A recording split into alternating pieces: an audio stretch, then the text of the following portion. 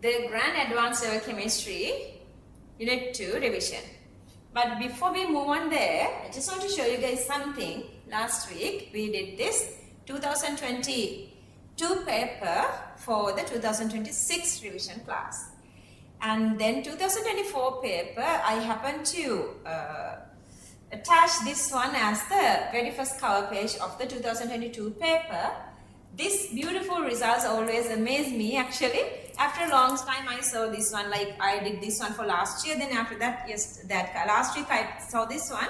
Then I was feeling like how beautiful this amazing result is. District first, Island 29, it's a big something. You guys know I already have Island 6 as well. That's for 2025 paper. I will make another one there, but still see. District 3, District 5, 6 and 7, how beautiful these results, and including English medium and Sinhala medium, maths and bio. Okay, District 1st, 3rd, 5th are English medium, 6th, 7th are Sinhala medium, 1st, 6th, 7th are bio, 3, 5 are maths. Okay, everything has satisfied in these little results. Keep it up. I just want you guys to, I was just showing this one to inspire you guys. If you keep this up, you can do this really, really well. Have this big determination. Make your own dream. Live inside the dream. Do everything to make your dream come true. Last week, we did this, Lewis.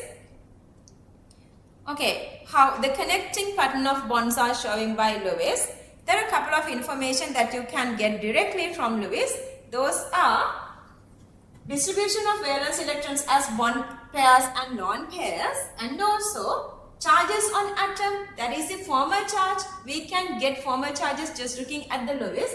And then the last one is how many bonds are around any atom, single, double or triple. Those informations we can get directly, and there are some other indirect information as well. Those are shape, not directly but indirectly. Using the whtsap theory we are deducing shapes, and then the hybridization also, how bonds are formed and what orbitals are overlapping for bonding, what orbitals are overlapping for lone pairs, and also bond angles we can get indirectly from Lewis. And then to draw Lewis we use these two little rules. Dash represent a covalent bond, dash represent a covalent bond.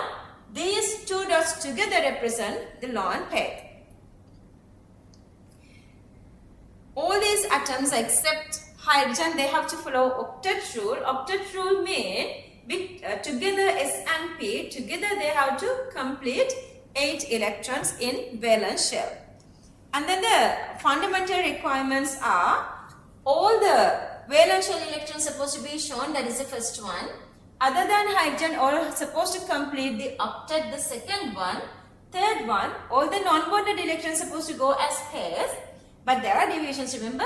And also shape doesn't, you cannot get the shape from Lewis. What is the very first step? Very first step is to determine from the given molecule or given ion, you have to determine which element become the central element, the one which is less electronegative, which can make more bonds comes to the center.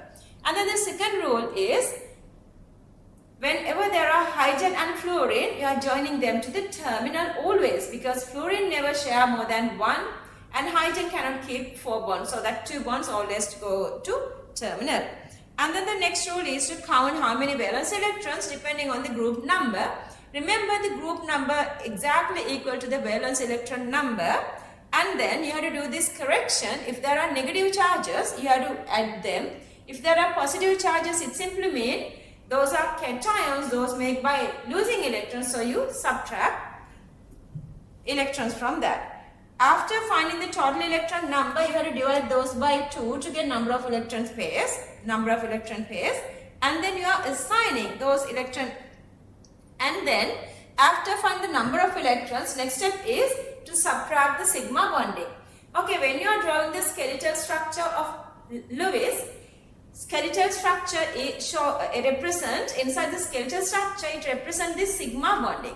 Okay, as an example, for carbon dioxide you have 2 sigma bonding here, and for bicarbonate you have 1, 2, 3, 4 sigma bonding here. so that you subtract sigma bonding, then the rest of all the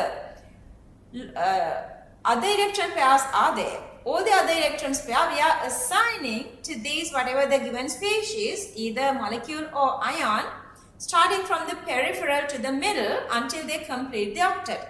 Let's say that there are a couple of these elements, like usually the central element does not complete the octet.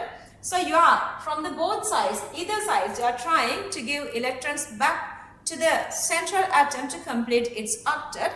And then the last little thingy is the formal charge. Once you've done this octet rule completed, then the formal charge. How do you find the formal charge? Formal charge equals electrons in valence shell minus electrons assigned on atom. Electrons in valence shell minus electrons assigned on atom. And valence shell number of electron equals to the group number. Electrons assigned on atom one by one you have to count. If you feel like this is like too brief, if this is actually I'm just doing a briefing here because the descriptive note is there. You guys know that. And then the number of electrons assigned on atom you can get again using this little formula. Number of lone pair electrons, all the number of lone pair electrons, only each and every pair mean 2 plus number of one pair electrons divided by 2. One pair electrons because you're going to get one of them around that particular atom, one of them. So you have to divide by 2. After giving that correction, that is your most stable, acceptable Lewis structure. And then before we moving on, we need to talk about the stability of the Lewis structure. So the later, in this second unit, we're going to do this resonance structures. Resonance structure means for one single formula, you have more than one Lewis.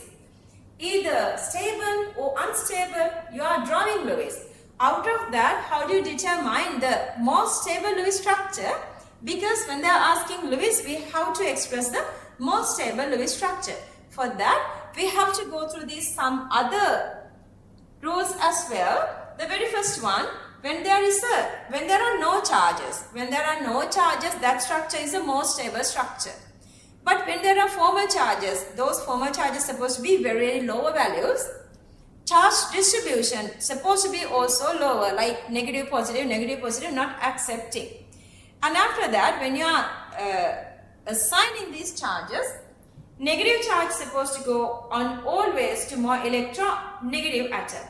Positive charge supposed to go on always to more electropositive atom.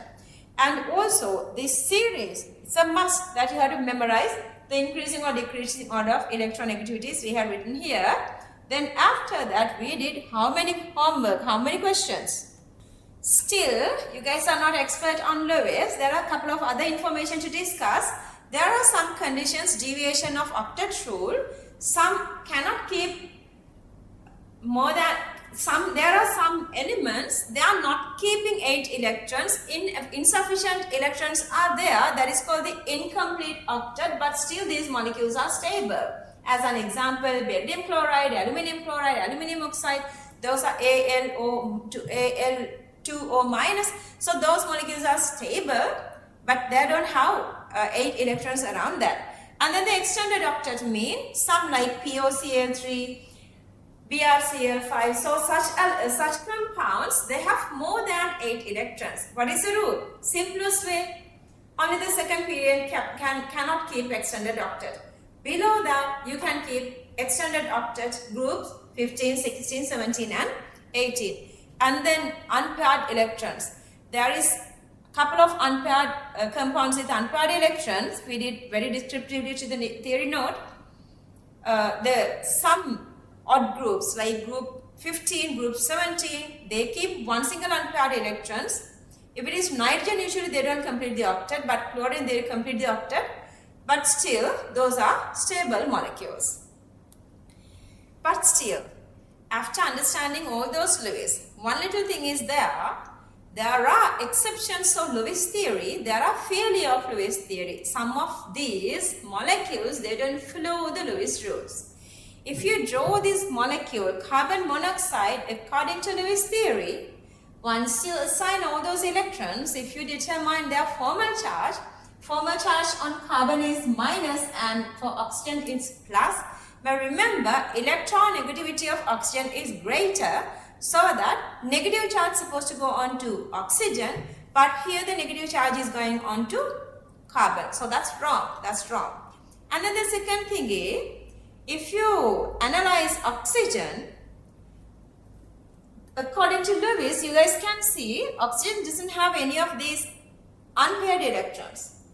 But if you go through this, if you talk about this, what is its behavior in the presence of magnetic field, it's paramagnetic compound. It's paramagnetic compound. Paramagnetic means the magnetism arises when there are unpaired electrons. So it is there. It simply means, the evidence can be wrong. It simply means there are supposed to be unpaired electrons, but using Lewis theory we cannot prove that. For that we have to use molecular orbital theory. This is all for Lewis. A very little part is we're going to do using this Lewis before we are moving to the molecular shapes, Vesper shapes. Those are the dot cross diagrams. Here, normal covalent bond represented by a cross and dot together. Any lone pairs we represent as two crosses or two dots. Starting from a peripheral one single place, you can little by little, one by one, assigning these charges onto atoms, you can build up these molecules in the dot cross diagrams.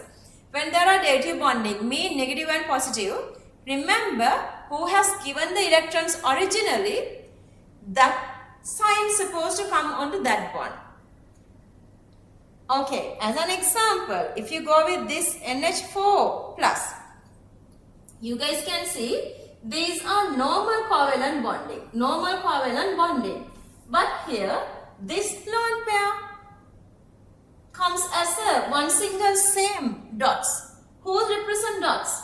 Nitrogen represent dots. It simply means these two electrons are coming from nitrogen. It simply means between nitrogen and hydrogen you have this dative bonding.